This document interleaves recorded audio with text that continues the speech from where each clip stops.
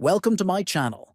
In this video, we'll guide you through managing notifications in the Phoenix browser on your mobile device.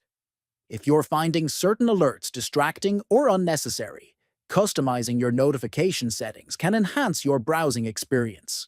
First, open the Phoenix browser on your mobile device. Next, tap on the profile icon located at the bottom right. Then, scroll down and select Settings from the menu options.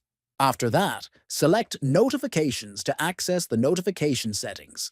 Here, you'll find three categories: Breaking News, News Bar, and Status Saver. Finally, toggle off any category you no longer wish to receive notifications from. By following these steps, you can tailor your notification preferences in the Phoenix browser, ensuring a more personalized and less disruptive browsing experience.